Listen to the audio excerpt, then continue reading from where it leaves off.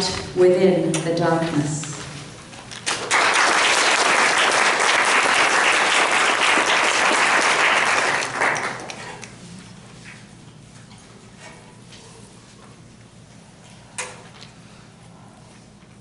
The light within the darkness.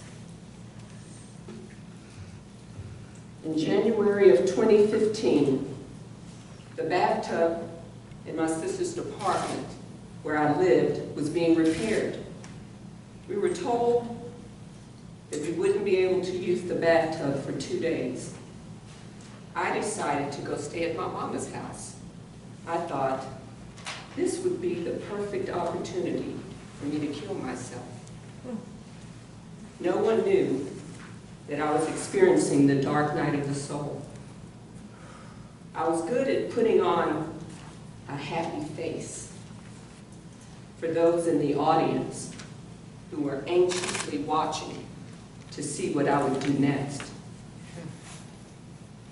I had decided to take rat poison. Why did I want to kill myself?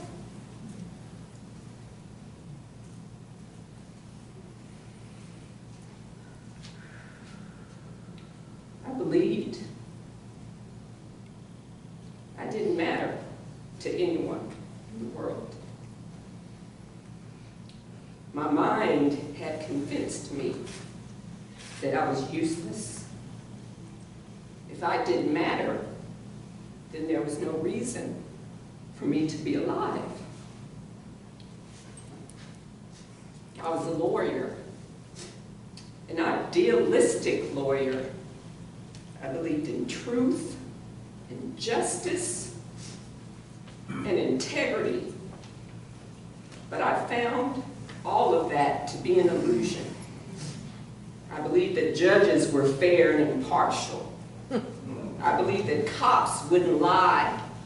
I believed that the system was moral. I was naive. A lawyer whose ideals were slowly ripped from her.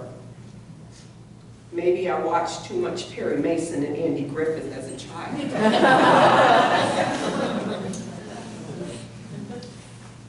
So when the reality of the law didn't match my idealism, I became depressed.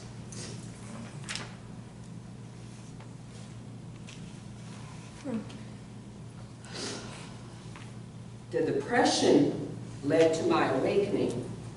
My awakening led to the releasing of my law practice.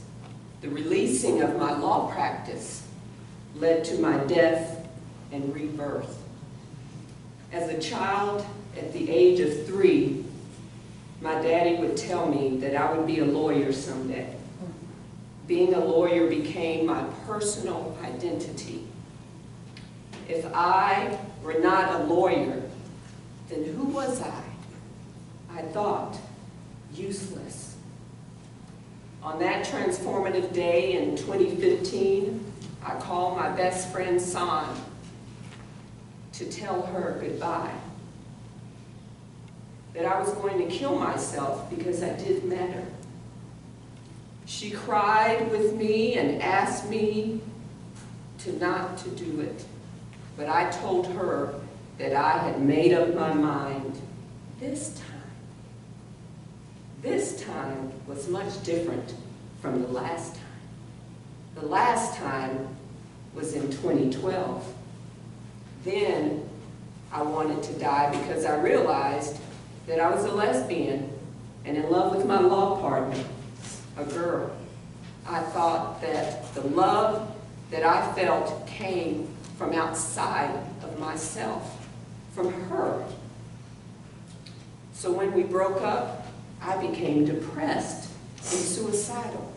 I thought my love was gone. No love, no reason to live.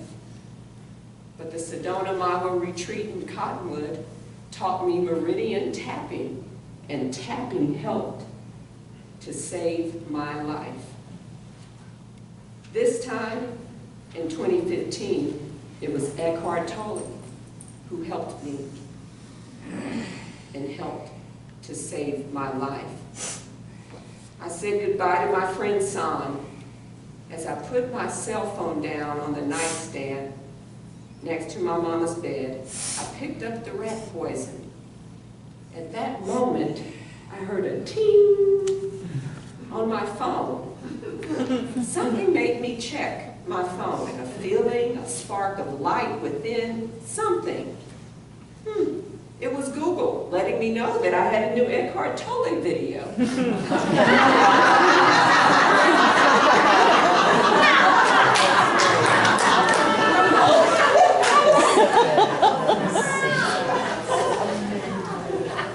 Again, something that I can't explain. Something within me made me watch the video. Eckhart discussed how we are not our personal identities. We are greater than what we do and who we are. He said that when our belief of who we are doesn't align with reality, we fall into darkness, and our pain body feels separate from its creator, and we lose consciousness. Holy shit.